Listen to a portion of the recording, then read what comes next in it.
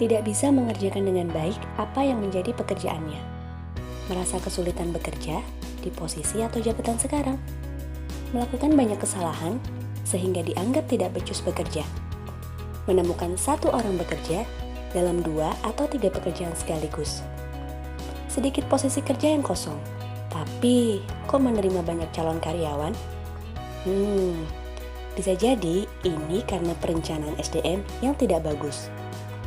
Perencanaan SDM merupakan aktivitas untuk menganalisis, mengidentifikasi, atau menentukan kebutuhan SDM perusahaan di masa yang akan datang. Kebutuhan SDM yang dimaksud adalah mulai dari kuantitasnya, kualitasnya, posisi atau pekerjaannya, hingga penentuan waktunya. Mari dibahas satu persatu. Pertama, kuantitas SDM merupakan jumlah SDM yang ada saat ini dan yang dibutuhkan oleh perusahaan. Nah, coba dihitung-hitung lagi. Dilihat data karyawannya, di-cross-check lagi ke lapangannya. Kedua, kualitas SDM merupakan kualifikasi atau kriteria SDM di masing-masing pekerjaan atau jabatan. Mulai dari skillnya, personal karakteristiknya, background pendidikannya, dan sebagainya. Jadi, perusahaan tahu yang dibutuhkan itu SDM yang seperti apa sih?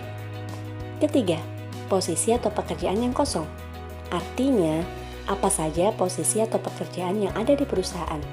Semua posisi atau pekerjaan sudah ada yang megang belum? Sudah ada yang backup belum? Atau sudah ada yang mengerjakan belum? Kalau ada yang belum, artinya ada posisi kosong dan harus segera dicarikan SDM yang tepat. Terakhir, penentuan waktu. Gampangnya, perusahaan itu tahu dan bisa memastikan kapan harus membuka lowongan pekerjaan dan kapan harus fokus saja sama SDM di internal perusahaan. Jangan lagi nggak butuh SDM, malah buka rekrutmen karena alasan perusahaan tetangga lagi ngadain rekrutmen. Jangan juga memberikan banyak jadwal pelatihan di saat perusahaan sedang fokus-fokusnya mengejar target atau sibuk dengan laporan akhir tahun. Intinya, tahu waktu yang tepat. No ikut-ikut, karena masing-masing perusahaan punya fokusnya sendiri. Makanya, perencanaan SDM harus dilakukan dengan teliti. Sudah lumayan mencerahkan? Jadi, perencanaan SDM akan membantu perusahaan dalam menjawab beberapa pertanyaan. Berapa jumlah SDM yang ada di perusahaan saat ini? Adakah posisi atau jabatan kosong saat ini? Nah, kalau ada, lalu berapa lagi SDM yang memang dibutuhkan oleh perusahaan untuk mengisi kekosongan jabatan tersebut? Lalu yang mau dicari, SDM yang seperti apa? Saat ada gap semacam itu, artinya perusahaan perlu melakukan oprek atau open rekrutmen karyawan baru.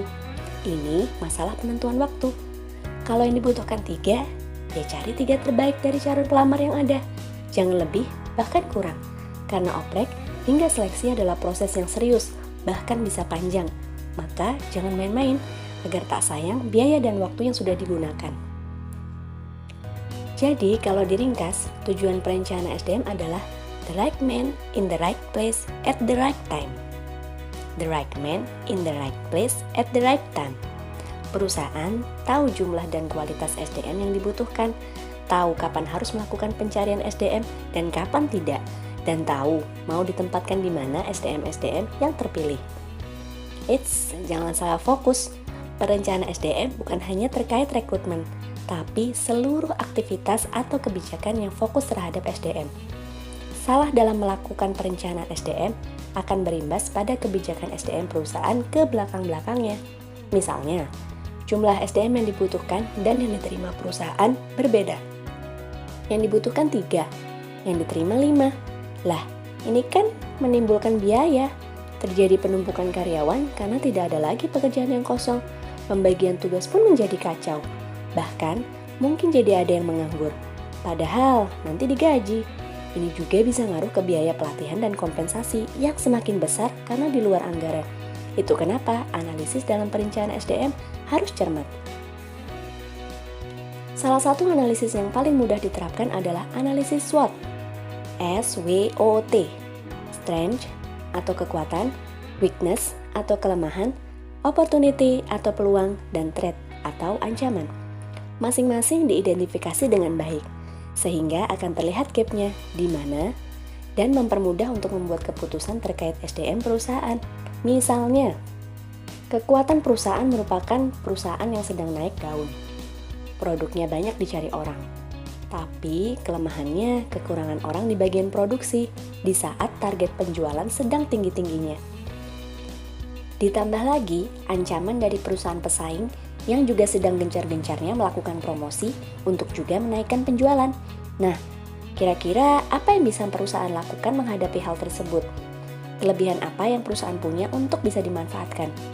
Oh, ternyata perusahaan punya anggaran lebih.